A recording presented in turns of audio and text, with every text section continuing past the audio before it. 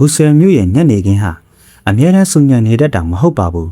ကုန်တင်ကားကြီးတွေရဲ့အင်ဂျင်တန်တွေငြိမ်သက်သွားတဲ့အချိန်မှဆိုရင်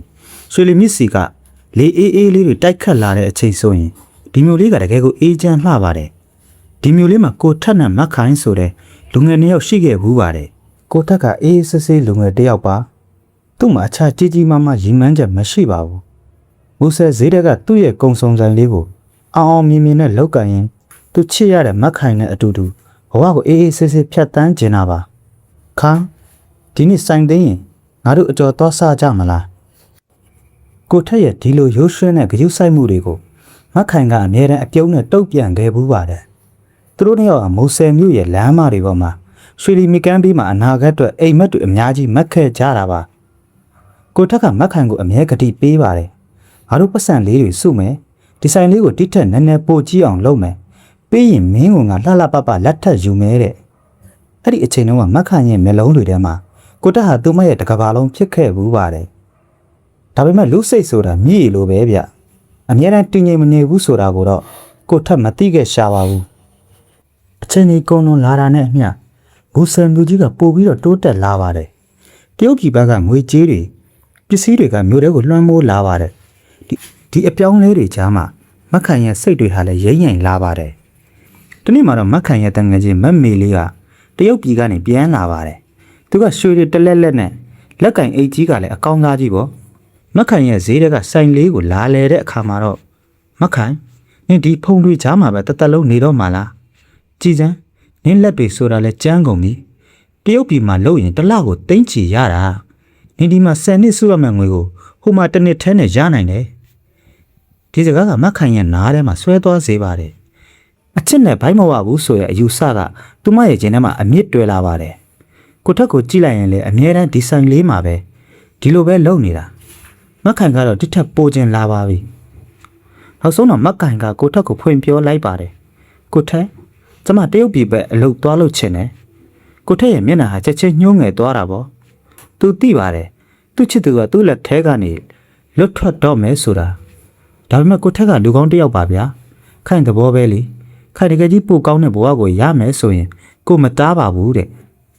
အဲ့ဒီညကသူတို့နှစ်ယောက်ရွှေလီမြစ်ကမ်းဘေးမှာနောက်ဆုံးအကြိမ်ထိုင်ခဲ့ကြပါတယ်မက်ခိုင်ကတော့အနာဂတ်တော့ရင်ခုန်နေပြီမဲ့ကိုထက်ကတော့သူ့ရဲ့ကဘာကြီးတစ်ခုလုံးတစ်ဖက်ကန်းကိုပါသွားတော့မလို့ခံစားနေရရှာပါတယ်မက်ခိုင်တစ်ဖက်ကန်းကိုရောက်သွားတဲ့အခါမှာတော့အရာရာကသူမထင်တယ်လို့ပန်းကင်းလမ်းမဟုတ်ခဲ့ပါဘူးစိတ်ယုံအလုတ်ကလည်းပင်မလွန်းလာပါတယ်နေရောညပါလောက်ရတ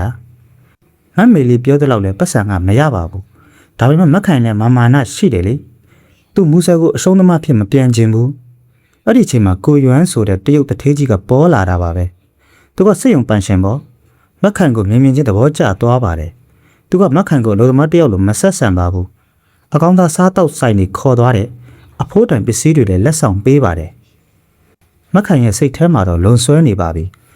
တစ်ဖက်မှာကသူမကိုတကယ်ချစ်ပြီးဆင်းရဲတဲ့ကိုထပ်ပါနောက်တစ်ဖက်မှာကသူမကိုဘယင်မတပါလို့ထားနိုင်တယ်ဒါပေမဲ့အချစ်တဲ့ပစ္စည်းကိုပဲဦးစားပေးတဲ့ကိုရွမ်းပါမမေလေးကလည်းဘေးကနေတွေးထိုးပေးပါတယ်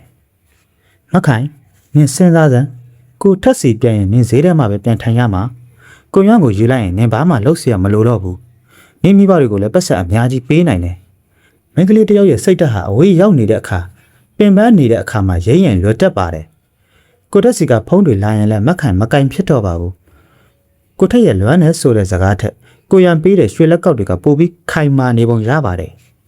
ဆုံးဖြတ်ချက်ချရမယ့်နေ့ကိုရောက်လာပါတယ်မက်ခိုင်ကကိုရန်နဲ့လက်ထပ်ဖို့သဘောတူလိုက်ပါပြီဒါဟာအချစ်ကိုရောင်းစားလိုက်တာပါပဲလက်ထပ်ပွဲမတိုင်ခင်တညမှာမက်ခိုင်ကိုထက်စီကိုနောက်ဆုံးချိန်ဖုံးခေါ်ခဲ့ပါတယ်ကိုထက်နေကောင်းလားအေးခိုင်ကိုနေကောင်းပါတယ်ခိုင်ဘယ်တော့ပြန်လာမှာလဲကိုဆိုင်လေးမှာခိုင်အတွက်နေရာလေးခြံထားပေးတော့မယ်ကိုထက်ရဲ့အတန်ကိုကြားတော့မက်ခိုင်မျက်ရည်တွေကျလာပါတယ်ဒါပေမဲ့သူမပြန်လန်းမရှိတော့ပါဘူးကျမပြန်မလာတော့ဘူးကိုထက်ကျမကိုမဆောင်ပါနဲ့တော့လို့ပြောပြီးဖုံးချလိုက်ပါတယ်ဒါဟာသူတို့နဲ့နောက်ဆုံးစကားပြောခြင်းပါပဲမက်ခိုင်ရဲ့လက်ထပ်ပွဲကတကယ်ကိုကြီးကျယ်ခမ်းနားလွန်းလာပါတယ်ဒါပေမဲ့မက်ခိုင်ရဲ့ရင်ထဲမှာတော့ဟာလာဟင်းလင်းကြီးပါကိုရန်ကသူမကိုအလှပြရုပ်သေးရုပ်တရုပ်လိုပဲသဘောထားတာပါ